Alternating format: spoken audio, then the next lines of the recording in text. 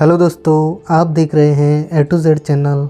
और आज मैं आपके लिए लेकर आया हूँ एक सुंदर सी कहानी, छोटी सी गौरैया का श्री कृष्ण पर विश्वास, एक प्रेरक कहानी। तो चलिए दोस्तों सुनते हैं। कुरुक्षेत्र के युद्ध क्षेत्र को विशाल सेनाओं के आवागमन की सुविधा के लिए तैयार किया जा रहा था। उन्होंने हाथियों का इस्तेमाल पेड़ों को उखाड़ने और ज़मीन साफ करने के लिए किया। ऐसे ही एक पेड़ पर एक गौरैया अपने 4 बच्चों के साथ रहती थी। जब पेड़ को उखाड़ा जा रहा था तो उसका घोंसला ज़मीन पर गिर गया, लेकिन चमत्कारी रूप से उसकी संतानें अनहोनी से बच गई। लेकिन वो अभी बहुत छोटे होने के कारण उड़ने में असमर्थ थे।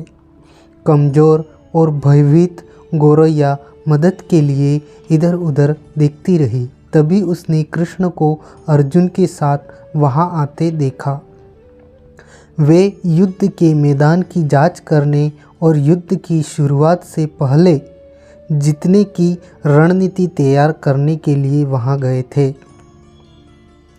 उसने कृष्ण के रथ पर पहुंचने के लिए अपने छोटे पंख फड़फड़ाए और किसी प्रकार श्री कृष्ण के पास पहुंची। हे कृष्ण, कृपया मेरे बच्चों को बचाए, क्योंकि लड़ाई शुरू होने पर कल उन्हें कुचल दिया जाएगा। सर्वव्यापी भगवान बोले, मैं तुम्हारी बात सुन रहा हूँ, लेकिन मैं प्रकृति के कानून में हस्तक्षेप नहीं कर सकता। गौरैया ने कहा, हे भगवान, मैं जानती हूँ कि आप मेरे उद्धारकर्ता हैं। मैं अपने बच्चों के भाग्य को आपके हाथों में सौंपती हूँ। अब यह आपके ऊपर है कि आप उन्हें मारते हैं या उन्हें बचाते हैं।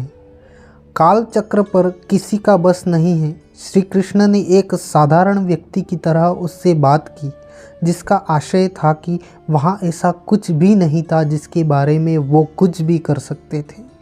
गौरैया ने विश्वास और श्रद्धा के साथ कहा, प्रभु, आप कैसे और क्या करते हैं वो मैं नहीं जान सकती। आप स्वयं काल के नियता हैं, यह मुझे पता है। मैं सारी स्थिति एवं परिस्थिति एवं स्वयं को परिवार सहित आपको समर्पण करती हूँ। भगवान बोले, अपने घोंसले में 3 सप्ताह के लिए भोजन का संग्रह करो।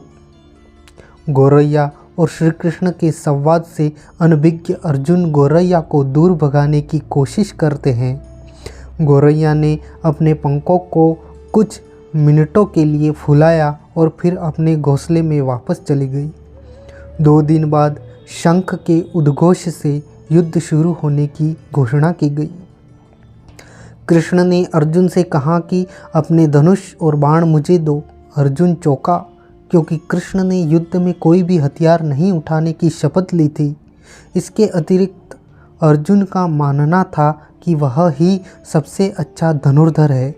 मुझे आज्ञा दे भगवान, अर्जुन ने दृढ़ विश्वास के साथ कहा, मेरे तीरों के लिए कुछ भी अभेद्य नहीं है।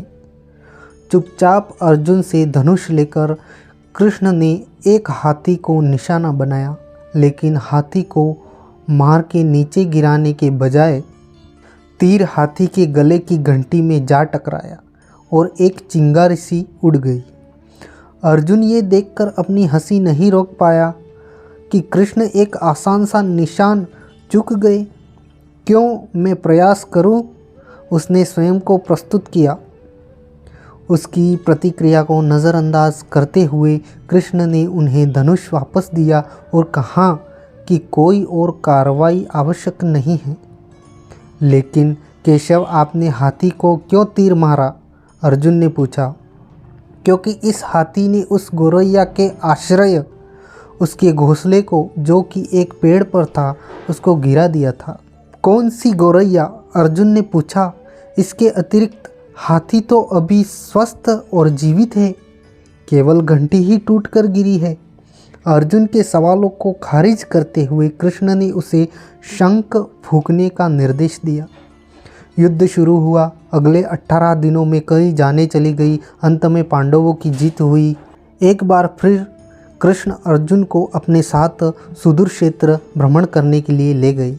कई शव अभी भी वहाँ हैं जो उनके अंतिम संस्कार का इंतज़ार कर रहे हैं। जंग का मैदान गंभीर अंगों और सिर बेजान सीढ़ियों और हाथियों से अटा पड़ा था। कृष्ण एक निश्चित स्थान पर रुके और एक घंटी जो कि हाथी पर बंधी जाती थी उसे देखकर विचार करने लगे। अर्जुन, उन्होंने कहा, क्या आप मेरे लिए यह घंटी उठाएंगे और इसे एक तरफ रख देंगे?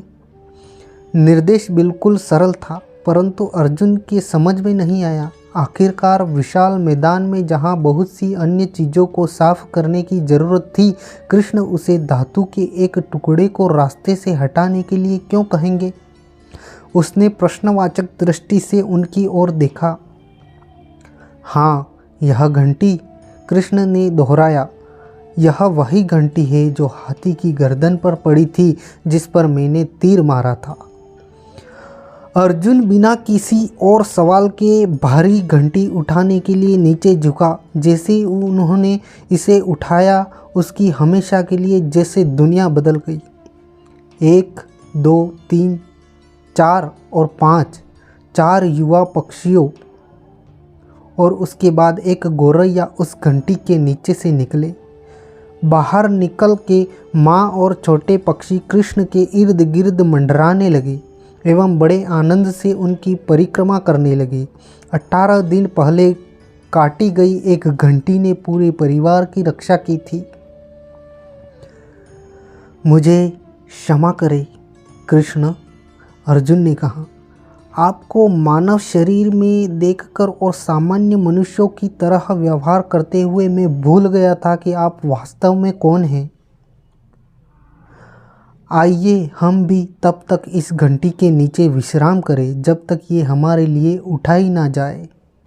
अगर आपको यह प्रेरक कहानी पसंद है तो कृपया शेयर कर दीजिए, लाइक कर दीजिए और चैनल को सब्सक्राइब कर लीजिए ताकि आगे आने वाले ऐसे ही वीडियो आप तक सबसे पहले पहुंच जाएं। थैंक यू, धन्यवाद।